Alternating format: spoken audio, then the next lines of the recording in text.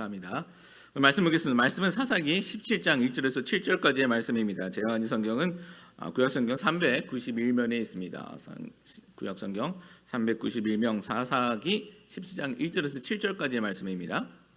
제가 먼저 읽겠습니다. 에브라임 산지에 미가라 이름하는 사람이 있더니 그의 어머니에게 이르되 어머니께서 은 1,100을 잃어버렸으므로 저주하시고 내 귀에도 말씀하셨더니 보소서 그 은이 내게 있나이다. 내가 그것을 가져왔나이다 하니 그의 어머니가 이르되 내 아들이 여호와께 복받기를 원하노라 하니라. 미가가 은 1,100을 그의 어머니에게 도로 주매 그의 어머니가 이르되 내가 내 아들을 위하여 한 신상을 새기며 한 신상을 부어 만들기 위해 내 손에서 이 은을 여호와께 거룩히 드리노라. 그러므로 내가 이제 이 은을 내게 도로 주리라. 미가가 그 은을 그의 어머니에게 도로 주었으므로 어머니가 그 은 200을 가져다가 은장색에게 주어 한 신상을 새기고 한 신상을 부어 만들었더니 그 신상이 미가의 집에 있더라. 그 사람 미가에게 신당이 있으므로 그가 에봇과 드라빔을 만들고 한 아들을 세워 그의 제사장으로 삼았더라. 그때 이스라엘에 왕이 없었으므로 사람마다 자기 소견에 옳은 대로 행하였더라. 같이 읽을까요? 유다 가족에 속한 유다 베들레헴에 한 청년이 있었으니 그는 레위인으로서 거기서 거류하였더라. 아멘. 사사기 10번째 시간입니다. 오늘로서 사사기 말씀을 정리하고자 합니다. 오늘 나눌 말씀은 사사기 17장에서 21장까지 총 5장의 내용입니다. 성경 장수도 길고 내용도 좀 많지만 최대한 요약해서 말씀을 같이 나누도록 하겠습니다. 여러분 사사기 말씀을 들으면서 어떤 생각을 하십니까? 이스라엘 사람들 참 잘 살았구나라는 생각을 하십니까? 아니면 어떻게 저렇게 살 수 있었을까라는 생각을 하십니까? 다 후자일 거라고 생각합니다.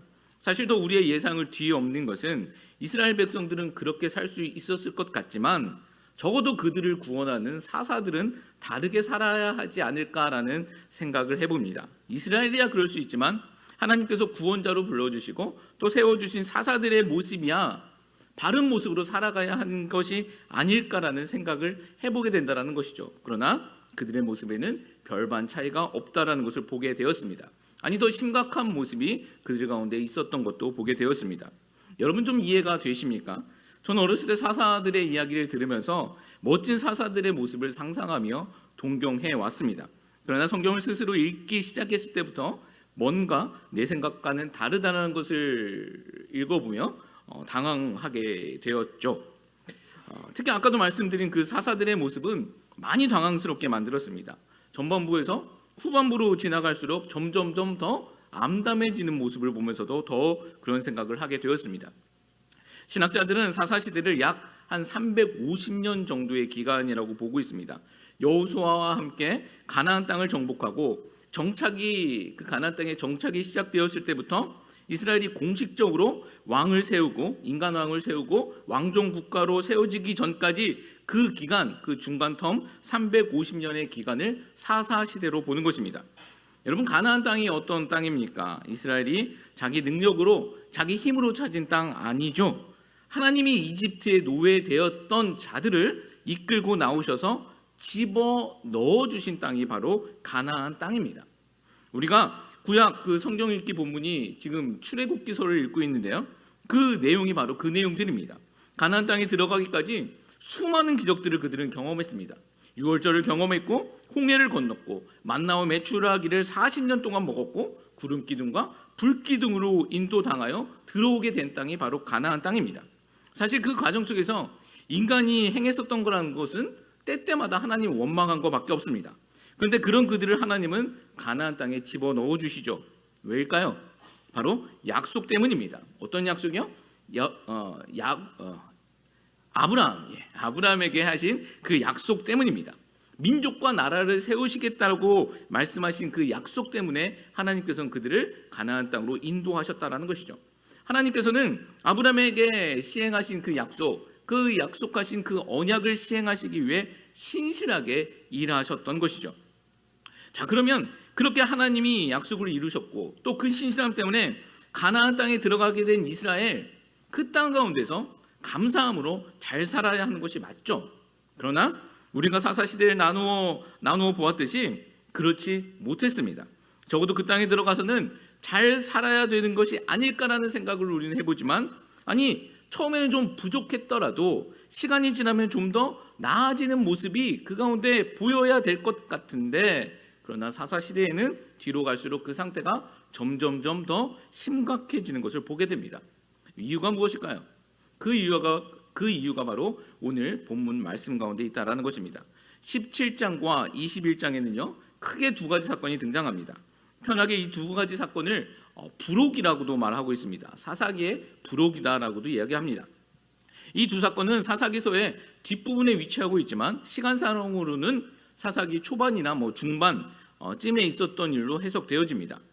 제가 중요하게 생각되어지는 것은 이 두 사건이 전개되어지는 이야기 속에서 핵심 역할을 하는 사람들이 있는데 그 사람들이 바로 레위인이라는 것이죠. 둘 다 두 사건에 레위인이 등장합니다. 레위인이 핵심이 되어 이 두 사건을 일으키고 있다라는 것이죠. 자, 그렇다면 여기서 레위인에 대해서 우리는 잠깐 좀 생각해 볼 필요가 있을 것 같습니다. 레위인은 야곱의 12아들 중 레위라는 아들의 후손들입니다. 즉 이스라엘의 12지파 중 레위 지파의 후손들, 그 사람들을 말하는 것입니다. 하나님은 이 레위 지파를 12지파 중 특별하게 부르십니다. 민수기 말씀을 보면 레위 지파를 향한 하나님의 말씀이 이렇게 기록되어 있는 것을 보게 됩니다. 민수기 8장 우리 17절 말씀입니다. 같이 한번 읽어봅니다. 이스라엘 자손 중에 처음 태어난 것은 사람이든지 짐승이든지 다 내게 속하였음은 내가 애굽 땅에서 모든 처음 태어난 자를 치던 날에 그들을 내게 구별하였습니다. 18절 말씀 보면 또 이렇게 쓰여 있어요. 이러므로 내가 이스라엘 자손 중 모든 처음 태어난 자 대신 레위인을 취하였다라고 하나님께서 말씀하십니다. 6월절 사건을 말씀하고 있는 것입니다. 6월절 사건은 아주 성경에서 중요한 사건이 됩니다. 짧게 말씀드려서 이스라엘을 죽음에서 건지신 사건이 바로 이 6월절 사건입니다. 어떻게 해요? 6월절 어린 양의 피 뿌림을 통해서 이스라엘을 건지신 것입니다. 이 6월절 사건, 이것이 그림자이고요. 이 6월절 사건의 실체는 예수님의 십자가 사건이 되는 것입니다. 그래서 우리에게 중요한 것이죠. 영적인 6월절 사건은 실체적으로 십자가상에서 드러났다라는 것이죠. 여하튼요, 죽어야 했었던 이스라엘을 살리신 하나님 대신에 이스라엘 속에서 하나님께서 레위인을 취하겠다라고 그 소유권을 주장하고 계신 것입니다. 레위 지파를 선택한 것이죠. 그리고 그들의 규례로는요, 직업을 가지지 못하고 성전에서 봉사를 해야 하는 규례가 있었습니다. 또 다른 지파들이 낸 11조 그 헌금으로 그들은 생활을 해야 했고, 또 다른 지파와는 다르게 이스라엘 전역 48개 성읍에서 흩어져서 살아가야 했습니다. 이것은 하나님이 특별히 선택한 레위인은 이스라엘 곳곳에서 하나님을 가르치며 살게 하신 목적이 되는 것입니다. 제사장도 레위 지파에서 아론의 후손들에게 계승하게 하셨고, 나머지 레위인들은 다른 지파들이 봉헌하는 그 헌금으로 11조로 생활을 하며 성전의 일을 봉사하고 또 하나님을 가르쳐야 하는 사명이 그들 가운데 있었던 것이죠. 이스라엘의 영적 지도자로 부르신 것입니다. 그런데 사사시대의 부록, 오늘 이 두 가지 이야기 속에서 등장하는 이 레위인들의 모습은요, 전혀 그런 모습이 등장하지 않습니다. 오히려 더 잘못된 모습, 타락의 모습이 보이게 된다는 것입니다. 오늘 말씀의 제목이 이유가 있었다입니다. 사사시대가 암흑기가 된 것은 제대로 가르쳐야 할 레위인이 그 사명을 감당하지 못하고 오히려 타락하게 된 그 이유에 서 있다라는 것이죠.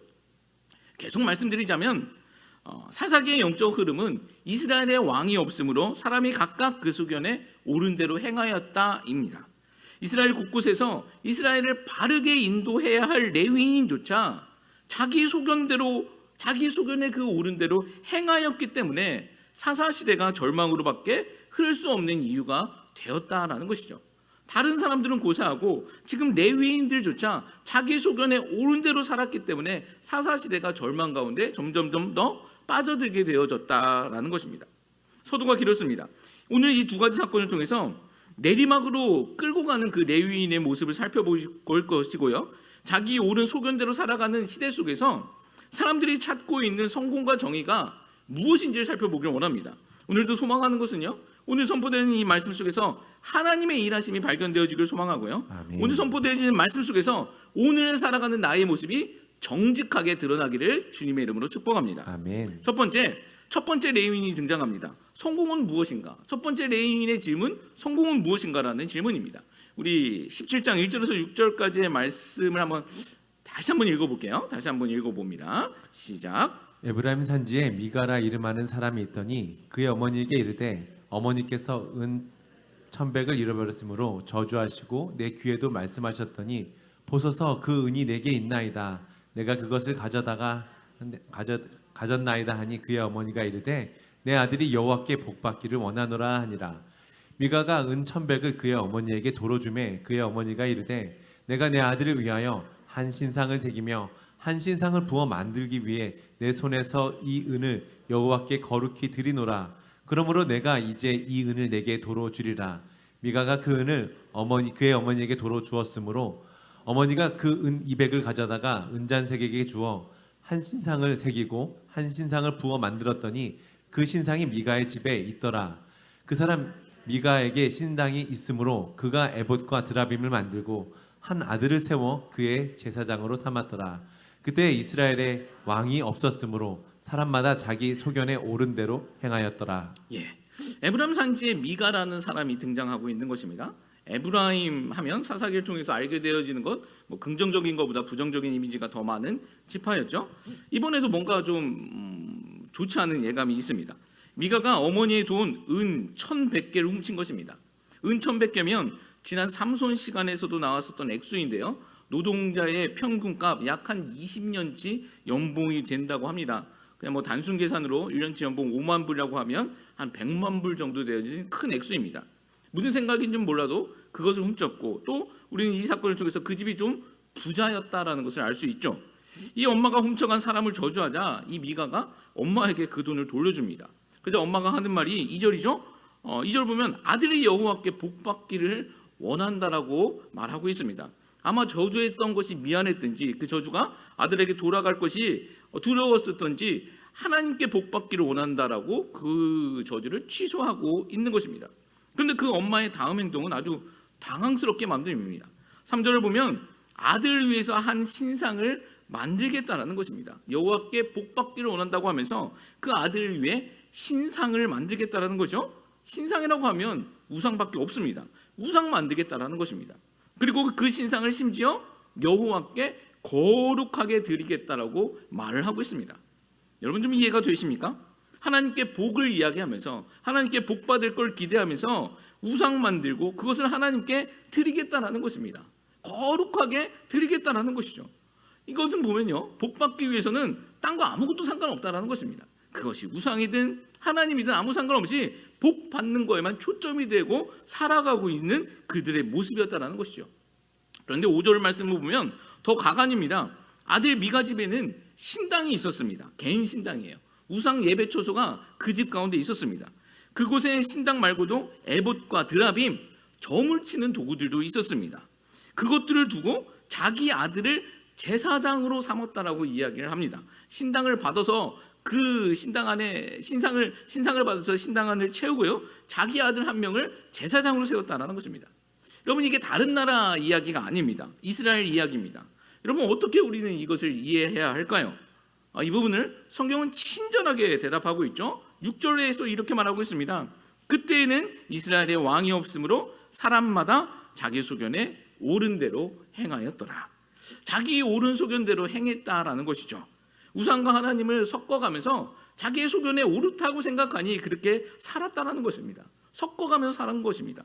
비빔밥도 아니고 그냥 섞어서 그렇게 하나님을 섬기고 있는 것입니다.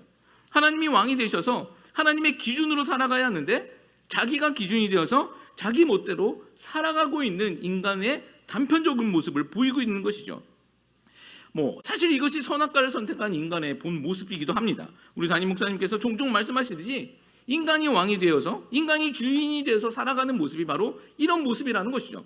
내가 주인이 되고 내가 왕이 됐으니 내 소견에 옳은 대로 행할 수밖에 없다라는 것입니다.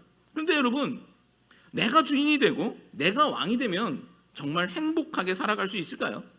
미가와 그 엄마, 그게 행복이라고 선택했지만 그 결과는 비참하게 끝이 나는 것을 보게 됩니다.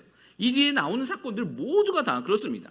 자기 소견대로 옳게 행했다라고, 그 옳다라고 생각하는 것을 선택한 모든 사람들의 결과는 비참했다라는 것입니다. 여러분 소망합니다. 우리 삶에는 하나님이 기준이 되어지기를 소망합니다. 아멘. 그래서 참된 행복을 경험하시기를 그런 성도들이 되시기를 주님의 이름으로 축복합니다. 아멘. 자, 이때 레위인 한 명이 등장합니다. 이제 본격적으로 레위인이 등장하는데 우리 7절과 8절 말씀이에요. 우리 7절과 8절 말씀도 같이 읽습니다. 유다 가족에 속한 유다 베들레헴에 한 청년이 있었으니 그는 레위인으로서 거기서 거류하였더라. 그 사람이 거주할 곳을 찾고자 하여 그 성읍 유다 베들레헴을 떠나가다가 에브라임 산지로 가서 미가의 집에 이르매. 예, 여기 레위인이 등장하는데 레위 청년이죠. 그 레위 청년이 거주할 곳을 찾고자 하여 에브라임 산지 미가의 집까지 들어왔다라는 것입니다. 자, 여기서 어떤 문제가 있음을 우리가 하나 좀 발견할 수 있게 되어지는데 여러분 좀 아시겠습니까? 서도에서 레위인들은 자기들이 거주할 곳이 48개의 성읍이었습니다. 그곳에서 백성들의 헌금으로 백성들의 11조로 생활을 하며 성전을 봉사하고 백성들을 하나님께 인도하는 일들을 했어야 했습니다. 그런 레위인이 지금 거주지를 찾아 헤매고 있다라는 것, 이것이 문제가 된다라는 것입니다. 몇 가지 견해가 있는데 일반적인 견해는 이렇습니다. 백성들이 11조 그 헌금을 하지 않는 것이었다는 것이죠. 뭐 위에 미가의 집 상황이 일반 그 백성들의 상황이라면 뭐 헌금을 제대로 했겠습니까? 돈 좀 있다고 하면 다 자기 집에 신당 만들어 놓고서 특별 대우를 아마 받으려고 했던 것 같습니다. 아무래도 개인 신을 모시고 사는 것이 뭐 특별 대우라고 아마 생각했을 것 같기 때문입니다. 근데 레위인 입장에서 보면요, 11조가 없으니 또 헌금이 없으니 생활이 안 되고 그 생활을 찾아 그 생존을 찾아 헤매고 있는 모습이 바로 오늘 레위 청년의 모습이었다는 것입니다. 자, 이런 레위인에게 미가는요 솔깃한 제안을 합니다. 바로 자신의 집에서 개인 제사장으로 살아가라라는 것입니다. 자, 10절 말씀 보면 이렇게 쓰여 있습니다. 미가가 그에게 이르되 내가 나와 함께 거주하며 나를 위하여 아버지와 제사장이 되라. 내가 해마다 은열과 의복 한 벌과 먹을 것을 주리라 하므로 그 레위인이 들어갔더라. 큰 연봉은 아닌 것 같지만 어찌되었든 숙식 제공에 지금 연봉을 제한하고 있습니다. 뭐 중국집 배달부도 아니고 숙식 제공하고 있습니다. 또 자기를 위하여 아버지와 그 제사장이 되라라고 말하고 있습니다. 아버지와 제사장이 되라는 것은 자기를 위해, 여기서도 계속 자기를 위해죠. 나를 위해 제사장이 되면 어른으로 너를 잘 모시겠다라고 아주 솔깃한 제안을 합니다. 이건 뭐 뒤에 말씀을 보면 진심이었다는 것도 알 수 있어요. 자, 이 레위인이 이 미가의 제안을 받아들입니다. 뒤를 보면 그 레위 청년이 미가의 아들 중 하나같이 되었고 미가는 이제 하나님이 복 주실 것을 믿었다라고 기록하고 있습니다. 정말 그 레위 청년을 자기 아들과 같이 섬겼고 또 그 레위 청년을 통해서 자기에게 복이 있을 거다라고 믿었다라는 것입니다. 우리 13절 말씀 보십시오. 이렇게 기록되어 있습니다. 이에 미가가 이르되 레위인이 내 제사장, 나 개인입니다. 개인의 제사장이 되었으니 이제 여호와께서 내게 복 주실 것을 아노라 하노라. 한심하지 않습니까? 여러분 이렇게 되는 이유가 무엇이겠습니까? 바로 자기 소견에 오른 대로 행했기 때문입니다. 자기 소견에 오른 대로 취했기 때문이다라는 것이죠. 이것은 총체적인 부패가 되어집니다. 미가와 엄마가 왜곡된 신앙관을 가지고 있어도 적어도 레위만은 그 중심을 잡고 바르게 살아갔어야 하는데 레위도 생활을 위해 또 생존을 위해 개인 제사장의 길을 선택했다라는 것이죠. 자기 소견에 옳은 것을 붙잡은 것입니다. 여기서도 자세히 보면요, 레위인은 청년이라고 말씀드렸잖아요. 제사장은 율법으로 보면 30세에 그 직무를 수행하게 되어 있습니다. 청년의 나이가 아니라 30세의 나이부터 제사장의 직무를 감당할 수 있습니다. 32주는 그런 사건이 성경에 보면 여러 개가 나타나는데요. 에스겔 선지자가 제사장 가문으로 포로로 잡혀가 바벨론으로 포로로 잡혀가 30살부터 선지자의 소명을 받게 되어 활동을 하게 되어집니다. 선지자로 소명을 받았지만 제사장 출신답게 성전에 대한 환상과 예언을 받음으로써 바벨론에서 영적인 제사장 역할을 감당하게 되었다라는 것입니다. 또한 30살 하면 여러분 가장 유명한 거 누구 생각나십니까? 바로 예수님이십니다. 예수님은 히브리서 말씀처럼 완전하신 대제사장의 사명을 30세부터 감당하시기 시작합니다. 요지는요, 젊은 청년은 제사장이 될 수 있는 것이 아니다라는 것입니다. 이 레위 청년은 나이로도 안 되고요. 또 그는 18장에 보면 그의 가문이 등장하는데 모세의 손자 게르솜의 후손이라고 기록하고 있습니다. 제사장은 아까 말씀드렸듯이 레위 지파 중에서 아론의 후손들에게만 가능했던 것입니다. 자기가 할 수 있는 것이 아니라는 거예요. 가문으로도 제사장이 될 수 없었고 또 개인 그 가정의 제사장으로는 있을 수 있는 것이 아닙니다. 설사 그렇게 제사장이 될 수 있다 할지라도 개인 가문의 제사장은 있을 수 없는 일이다라는 것입니다. 그런데 자기 소견에 오른 대로 그것을 취했다라는 것이죠. 자기 소견에 오른 대로 그 결과물을 얻어낸 것입니다. 여러분, 자 그러면 그들이 행복했을까요? 어떻게 됐을까요? 앞에서도 말씀드렸습니다. 지도자의 부패는요, 개인의 영역에서 끝이 나는 것이 절대 아닙니다. 반드시 총체적인 부패를 가져오게 된다는 것입니다. 개인의 영역에서 끝이 나는 것이 아니라 집단의 영역으로 넘어가게 된다는 것입니다. 18장 말씀을 보면요, 12지파 중 하나인 단지파가 등장합니다. 지금까지 개인의 일들이었다가 18장 보면요, 이어지는 내용이 단지파, 지파의 내용이 등장하기 시작합니다. 이 단지파 사람들이 자기들의 거할 땅을 찾으러 다니다가 마침내 미가의 집까지 들어오게 된 것입니다. 여러분, 여기서도 좀 이상한 점이 있습니다. 이스라엘의 12지파는 모두 자기가 거할 땅을 분배받았습니다. 근데 왜 이 단지파는 자신들이 거할 땅을 찾으러 다니고 있는 것일까요? 이 말씀은 사사기 1장 34절 말씀 보면 이렇게 기록되어 있는 것을 보게 됩니다. 제가 읽어볼게요. 아모리 족속이 단 자손을 산지로 몰아넣고 골짜기에 내려오기를 용납하지 아니하였으며, 자기 땅을 정복하지 못한 것입니다. 자기들이 분배받을 땅을 차지하지 못하고 다른 곳을 기웃거리고 있는 것이죠. 그러다 지금 미가의 집까지 흘러 들어오게 된 것입니다. 아마 이 미가가 부자였으니 그들을 대접한 것 같습니다. 거기에서 그들은 미가의 그 개인 제사장 이 레위 청년을 만나게 되고 그에게 축복을 받습니다. 이 문제는 이 단지파 사람들이 라기스라는 땅을 정복하기에 앞서서 그 미가의 개인 산당에 있었던 우상들을 몽땅 들고 가버리는 것입니다. 훔쳐간 것이죠. 그 우상들을 훔쳐갑니다. 또 이를 막아서는 레위 청년에게 왜 이러십니까? 라고 막아서는 레위 청년에게 이런 말을 합니다. 우리 18장 우리 19절에서 20절 말씀입니다. 같이 한번 읽어볼게요. 그들이 그에게 이르되 잠잠하라, 내 손을 입에 대라. 우리와 함께 가서 우리의 아버지와 제사장이 되라. 내가 한 사람의 집의 제사장이 되는 것과 이스라엘의 한 지파 한 족속의 제사장이 되는 것 중에서 어느 것이 낫겠느냐 하는지라. 그 제사장이 마음에 기뻐하여 에봇과 드라빔과 새긴 우상을 받아가지고 그 백성 가운데로 들어가니라. 예, 지금 이 상황도 굉장히 웃긴 상황입니다. 지금 무슨 상황입니까? 우상들을 훔쳐 나오고 있는 단지파를 막아서고 있는 그 레위 지파, 레위 청년에게 단지파 사람들을 이야기합니다. 너 조용히 하라는 것입니다. 그리고 한 가지 스카우트 제안을 하죠. 너 우리 지파의 제사장이 되라는 것입니다. 집안의 한 개인의 제사장보다 지파의 제사장이 더 좋은 거 아니겠냐라고 더 큰 조건을 제시하는 것이죠. 미가가 부잣집이었지만 그래봤자 개인입니다. 그런데 재벌 회사로 지금 스카우트 당하고 있는 것입니다. 목사로 따지면 작은 교회 섬기고 있는데 큰 대형 교회에서 스카우트 제의가 들어온 것이죠. 이때 레위 청년 20절 말씀 보면 기뻐하고, 그 스카웃에 기뻐하고 자기가 우상들을 다 받아 챙겨서 재벌 회사로 이직하고 있는 모습이 드러나고 있습니다.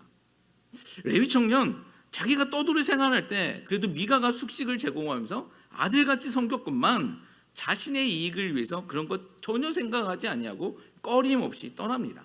사실 뭐 인간적으로도 이러면 안 되는 것이죠. 단지파가도요, 거기서 또 끝난 게 아닙니다. 미가의 집에서 나오면서 그냥 그 신상들, 우상들만 갖고 나온 것이 아니라 어린 아이들과 가축 그리고 물품까지 다 들고 나옵니다. 도적대가 된 것입니다. 그것을 알게 된 미가가 쫓아나오죠. 돌려달라고 하자 이제는 살해 위협을 합니다. 너 죽기 싫으면 돌아가라라고 이야기를 합니다.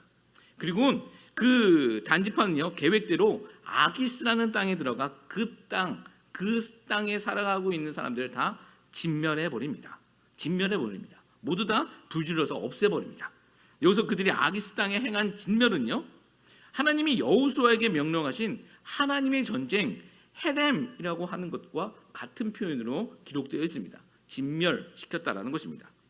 지금 단지파는요, 자기가 분배받은 땅에서는 그 헤렘 여호와의 성전을 치르지도 못하고 지금 엉뚱한 땅에서 진멸을 시도한 것입니다.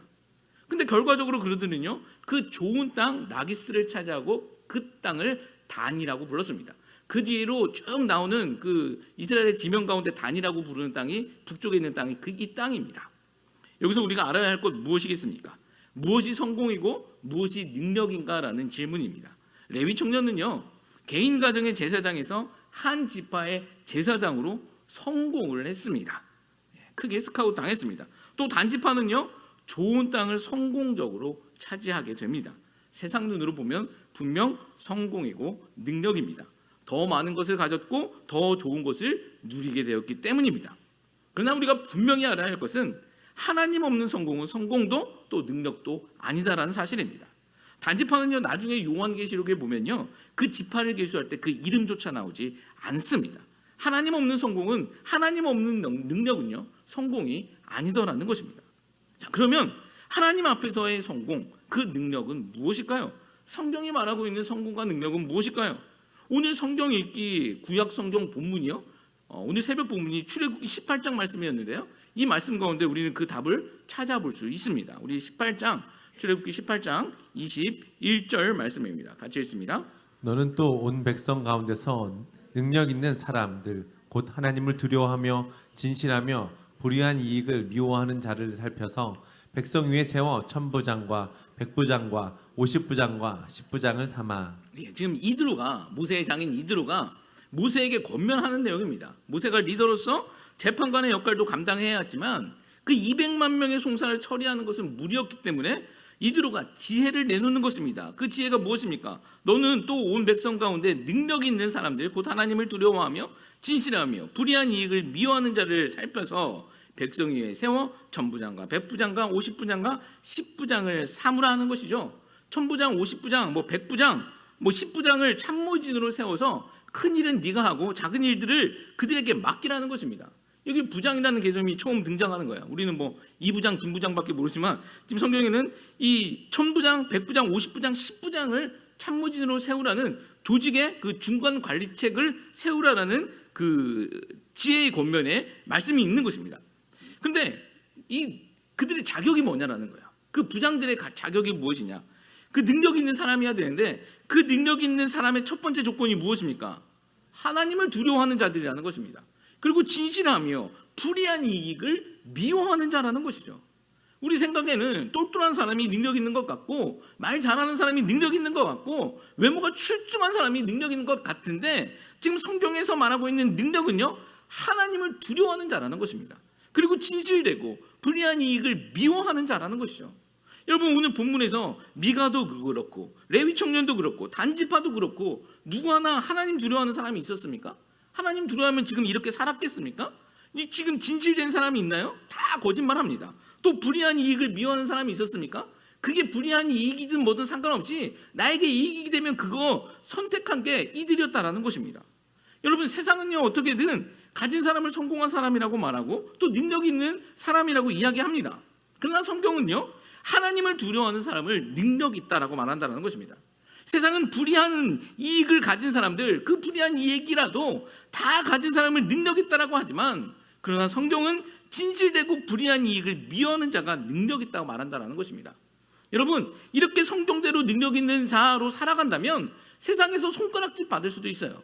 능력 없고 왜 좀 바보처럼 살아가냐라고 손가락질 받을 수도 있습니다. 그러나 여러분 성경이 말하는 하나님이 말씀하시는 능력 있는 자들이 되시길 주님으로 축복합니다. 아멘. 하나님을 두려워하고 불의를 미워하며 불의한 이익을 미워할 수 있는 그런 진실된 자들이 되시기를 주님으로 축복합니다. 아멘. 자기 소견에 옳은 자들, 자기 소견에 옳게 생각하며 그것을 취하는 자들이 아닌 하나님의 뜻에 하나님의 말씀에 지배받는 자들, 그런 자들 우리가 되기를 주님의 이름으로 축복합니다. 아멘. 자, 두 번째 레위인이 등장하는 사건이 등장하는데 두 번째 레위인은 정의는 무엇인가라는 질문을 우리에게 던져주는 것 같습니다.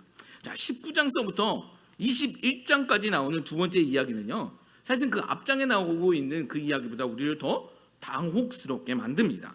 전대미문의 만행이 벌어지기 때문입니다. 우리 사사기 19장 1절에서 2절 우리 3절까지의 말씀 한번 읽어볼까요? 시작. 이스라엘의 왕이 없을 그때에 에브라임 산지 구석에 거류하는 어떤 레위 사람이 유다 베들레헴에서 첩을 맞이하였더니 그 첩이 행음하고 남편을 떠나 유다 베들레헴 그의 아버지의 집에 돌아가서 거기서 넉 달 동안을 지내매 그의 남편이 그 여자에게 다정하게 말하고 그를 데려오고자 하여 하인 한 사람과 나귀 2마리를 데리고 그에게로 가매 여자가 그를 인도하여 아버지의 집에 들어가니 그 여자의 아버지가 그를 보고 기뻐하니라. 자, 지금 1절 시작도 좀 불길한 것 같습니다. 이스라엘에 왕이 없을 때라고 시작을 하고 있습니다. 이번에도 레위 사람이 등장하게 되는데요. 이번에 등장하고 있는 레위는 첩을 두고 살아가고 있는 레위인이었습니다. 그 첩이 행음을 하다 걸렸는지 자기 집으로 돌아갔습니다. 그 여인을 다정하게 부르기 위해서 그 여인의 집에 갑니다. 이에 레위인은요, 하인과 나귀 2마리를 데리고 그 첩을 데리러 다정하게 데리러 그 집으로 찾아가는 장면, 좀 로맨틱한 사람처럼 보이기도 합니다. 이 첫 번째 레위인, 아까 먼저 말했었던 첫 번째 레위인은 생활고로 방랑을 했고요. 이번 레위인은 첩을 두고 또 하인도 있고 당시 비싼 자가용이었었던 나귀도 2마리나 데리고 다닐 수 있는 사람이었습니다. 이번 레위인은 좀 부유한 사람이었다는 것이죠. 근데 앞에서도 말씀드렸듯이 레위인은 백성들의 헌금으로 생활하는 사람들이었습니다. 부유하게 살기 힘든 구조였다는 것이죠. 그리고 한쪽 레위인은 굶고 있는데 한쪽 레위인은 부유하게 살고 있다는 것도 뭔가 문제가 있는 것이고, 한번 생각해 보시면 지금 이스라엘의 총체적인 부패가 있는데 헌금이 갑자기 늘어서 그가 부유하게 되었다? 그렇게 생각되어지지는 않습니다. 이 레위인이 아마 무엇인가가 부정한 방법으로 살고 있는 것이 아닐까라고 추측해 볼 수 있습니다. 여하튼요, 이 문제가 있는 레위인은요, 첩을 데리고 자기의 집으로 돌아가면서 오늘 이 사건이 벌어지기 시작되어지는데요.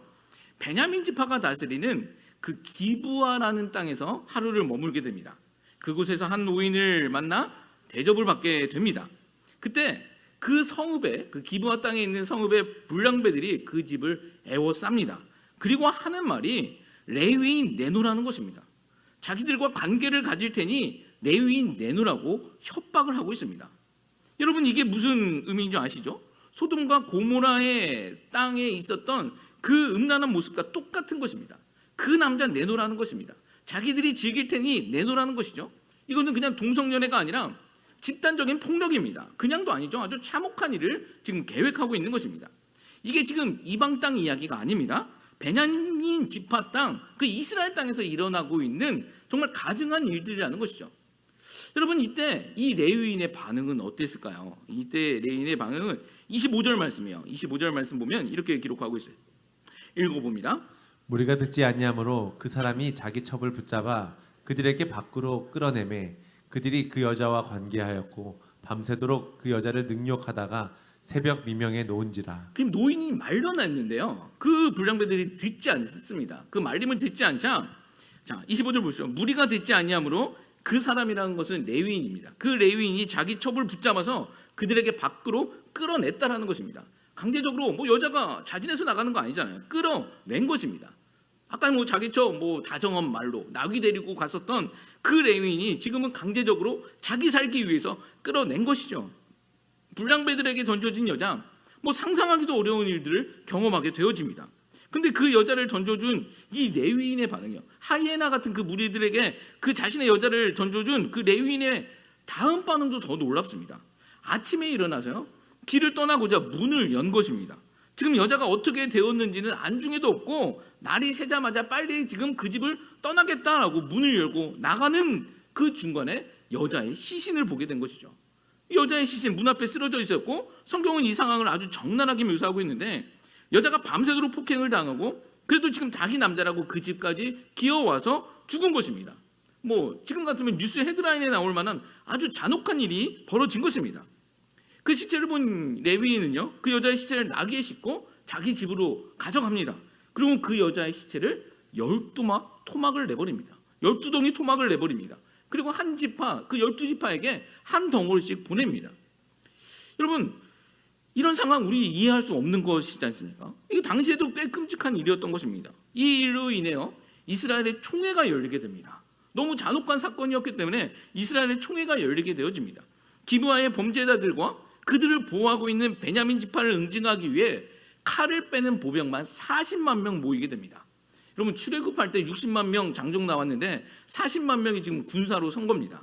그들 앞에서 레위인은요, 자신의 그 이야기를 설명하는데 그 설명이 참 치졸합니다. 20장 우리 4절, 5절, 6절 말씀 보면, 20장 4절, 5절, 6절 말씀 보면 제가 읽어볼게요.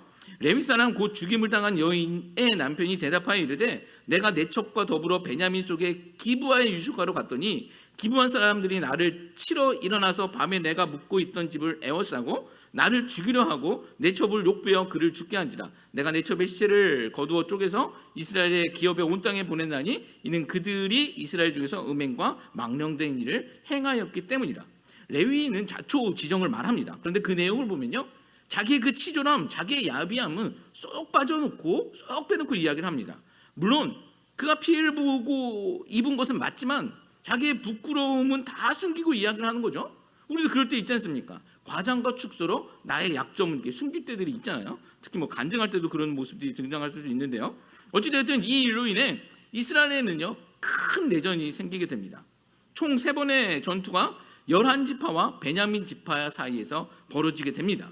이스라엘 11지파에서는요 40만 명이 보병으로 투입되고 베냐민 지파에서는 총 26,700명이 그 보병으로 투입이 됩니다. 여기서 우리가 오해하지 말아야 할 것이 있습니다. 이스라엘의 11지파와 지금 베냐민 지파의 싸움은 선과 악의 싸움이 아니다라는 것입니다. 뭐 베냐민이 악이고 그들을 대적하는 11지파가 선이라는 것은 아니다라는 것이죠. 그냥 악과 악입니다. 더 큰 악이 있고 덜한 악이 있을 뿐입니다. 뭐 그렇지 않습니까? 우리가 뭐 오늘 대선도 있었지만 우리가 지지하는 뭐 사람도 있고 정당도 있겠지만 우리가 지지하고 있지 아니하는 다른 쪽이 악이고 우리가 선이다. 뭐 그건 아니죠. 그렇죠? 그들은 완전한 사람들이 아닙니다. 그냥 정치인입니다. 우리가 지지할 수 있는 정책은 있으려는지 모르지만 그 사람과 그 당을 완전히 지지할 수는 없습니다. 그게 선이고 한쪽이 악이다라는 것은 그들에게 속는 겁니다. 그냥 한쪽 진영에서 벗어나기만 해도 그것을 볼 수 있습니다. 자, 지금 이스라엘과 베냐민 지파의 싸움도 마찬가지다라는 것입니다. 선과 악의 대결이 아니었어요. 다 그렇고 그런 악한 자들의 대결이었습니다. 무엇을 통해서 알 수 있냐면 이스라엘은요 2번의 전투에서 처참하게 지고 맙니다. 단순 계산으로 보면 40만 명 대 26,700명입니다. 13대 1 정도의 숫자이죠. 아주 간단한 게임입니다. 그런데 이스라엘이 2번 모두 지고 맙니다. 그리고 이후 3번째에 이르러서 이런 행동을 하나님께 보이게 됩니다. 20장 26절, 27절, 28절 말씀 읽습니다. 시작. 이에 온 이스라엘 자손 모든 백성이 올라가 베델에 이르러 울며 거기서 여호와 앞에 앉아서 그날이 저물도록 금식하고 번제와 화목제를 여호와 앞에 드리고 이스라엘 자손이 여호와께 물으니라. 그때에는 하나님의 언약궤가 거기 있고 아론의 손자인 엘르아살의 아들 비느하스가 그 앞에 모시고 섰더라. 이스라엘 자손이 여쭈기를 우리가 다시 나아가 내 형제 베냐민 자손과 싸우리이까 말하리이까 하니 여호와께서 이르시되 올라가라. 내일은 내가 그를 내 손에 넘겨주리라 하시는지라. 자, 이스라엘 2번 치고 지금 3번째 회개를 하고 나서야 하나님께서 그 싸움을 이기게 해주시겠다고 말씀하십니다. 베냐민 지파는 이 싸움에서요 도망친 딱 600명의 남자만 살아남게 됩니다. 왜냐하면 이스라엘이 베냐민 지파 땅으로 쳐들어가서요 그 성읍과 가축 모두를 다 진멸하고 불살라버렸기 때문입니다. 용사 도망간 600명 빼고 그 성읍에 들어가서 다 죽여버린 것입니다. 모든 것을 다 불질러버립니다. 자, 여기서도 보십시오. 이스라엘이 베냐민 지파를 헤렘 여호와의 성전과 같이 진멸해버린 것입니다. 한번 생각해 보십시오. 웃기지 않습니까? 지금이 사사시대입니다.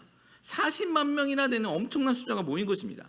그 숫자를 동원해서 가나안 땅에 있는 이방인들을 몰아내는 것이 아니라 자기 민족을 진멸하는데 그 힘을 사용했다는 것입니다. 물론 베냐민이 잘못했지만 이스라엘도 별 볼 일 없는 자들이라는 것입니다. 이스라엘의 학살은요 또 이것에서 끝나는 것이 아닙니다.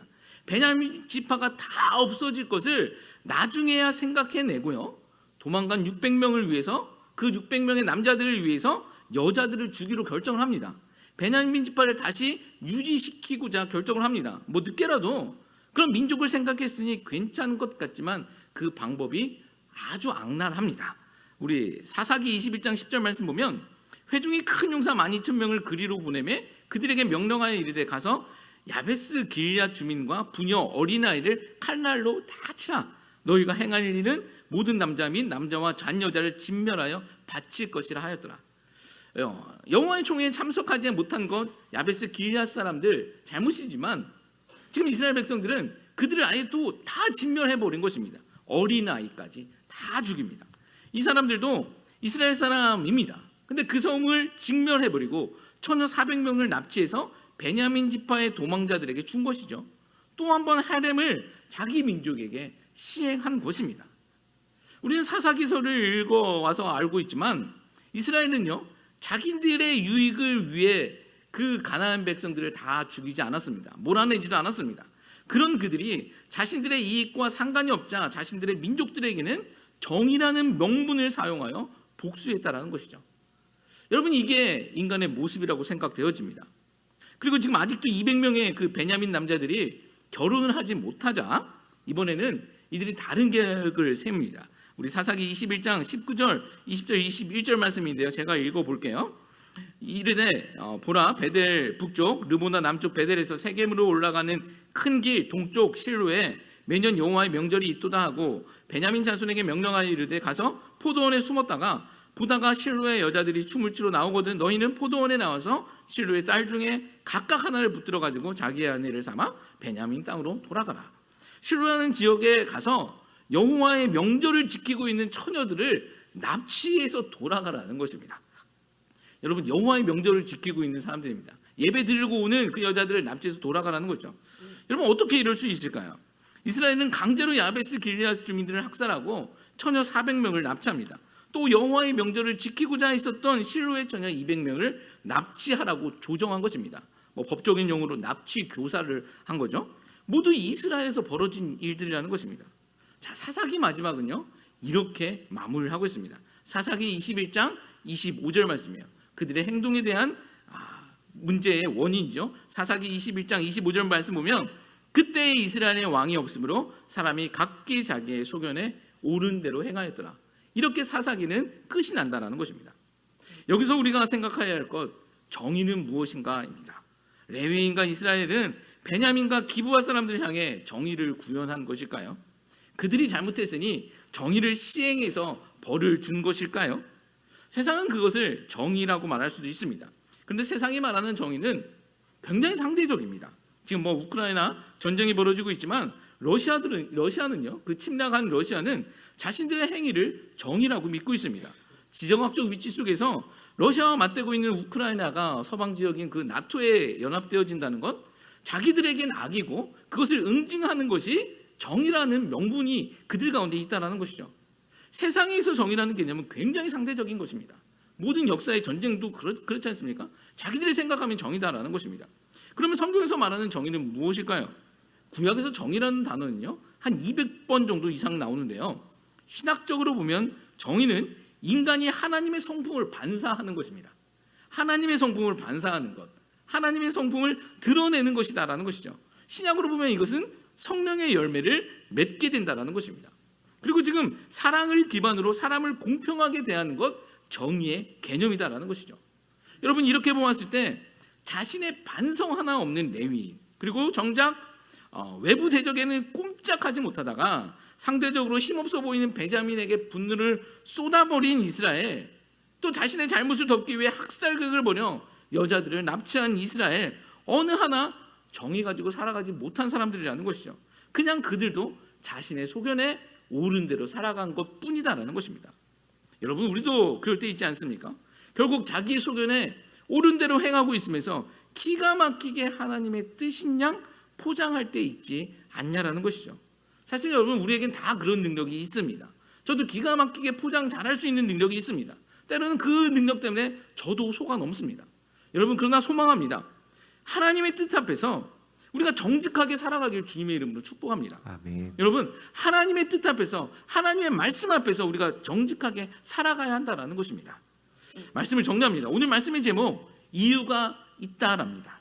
사사기 시대가 암흑기였던 것은요, 자기의 소견에 옳은 대로 살아갔기 때문입니다. 우리 찬양팀 나와주시고요. 이스라엘을 인도해야 할 레위인조차 자기의 소견에서 벗어나지 못한 것이죠. 여러분, 당연히 문제가 생길 수밖에 없습니다. 그 지도자가 부패했으면 그 지도자의 부패는 집단으로 번져나갈 수밖에 없다는 것입니다. 우리는 두 가지 사건을 통해서 레위인의 모습과 그로 인해 총체적으로 발생되어지는 문제 두 가지를 살펴보았는데, 종합해보면요, 결국 하나님의 사랑과 이웃사랑이 답이다라는 것을 보게 됩니다. 이스라엘에 왕이 없었습니까? 하나님이 왕이셨지 않습니까? 근데 왕 대신 하나님을 그들이 믿지 않습니다. 왕 대신 하나님을 사랑하지 않습니다. 사랑하지 못하니 그 말씀을 거부하고 자신들의 마음대로 살아간 것입니다. 그 하나님을 사랑하지 못하니 하나님을 밀어내고 그 자리에 자기가 올라간 것이죠. 그러니 이웃도 사랑하지 못하는 것입니다. 내 소견에 옳은 대로 살아가기 때문에 내 이웃을 사랑하지도 못한다는 것입니다. 이웃 사랑하는 것은요, 우리 본성에 반하는 행동입니다. 하나님을 사랑할 수 있어야 이웃도 사랑할 수 있는 것이죠. 하나님을 사랑해야 이웃을 사랑할 수 있는 것입니다. 어떻게 하나님을 사랑 없이 이웃을 사랑할 수 있겠냐라는 겁니다. 그러니 이웃도 사랑하지 못합니다. 여러분, 성공이 무엇입니까? 하나님을 두려워하고 불의한 이익을 미워하는 것, 다른 말로 하나님을 사랑하고 의로움을 사랑하는 것, 그것이 능력이고 성공인 줄 믿습니다. 여러분, 또 정의는 무엇입니까? 하나님의 성품을 나타내는 것이다라고 말씀드렸습니다. 나에게 또 이웃에게 그 성품을 맺는 것, 그것이 정의다라는 것이죠. 그 사랑에 기반한 정의다라는 것입니다. 여러분, 정말 소망합니다. 자기의 옳은 소견대로 살아가는 이 시대 속에서 하나님께서 우리에게 주신 위치는 레위인의 자리인 줄 믿습니다. 아멘. 성도된 우리가 바로 레위인이라는 것입니다. 우리는 곳곳에서요, 하나님의 말씀으로 살아가는 주의 신실한 백성들이 되어야 한다는 것이죠. 아멘. 곳곳에 서 있는 자리에서 하나님의 말씀대로 살아가고 하나님 사랑, 이웃 사랑을 실천하며 나가며, 하나님은 이렇게 말씀하신다, 너의 소견은 이렇다이지만 하나님의 뜻은 이것이다라고 그것을 증거하며 나갈 수 있는 주의 거룩한 백성들 되시기를 주님의 이름으로 축복합니다. 아멘. 하나님은 이 세상 다스리십니다. 오늘 찬양 들으실 텐데 아까 드렸었던 찬양입니다. 주께서 다스리네. 여러분, 이 세상의 통치자가 누구십니까? 하나님이신 것 믿지 않습니까? 아멘. 그럼 우리는 그분의 의견에 따라, 그분의 뜻에 따라, 그분의 말씀에 따라 살아가는 것이 맞다라는 것입니다. 그 믿음의 고백을 가지고 이 찬양을 다시 한번 하나님께 올려드리도록 하겠습니다.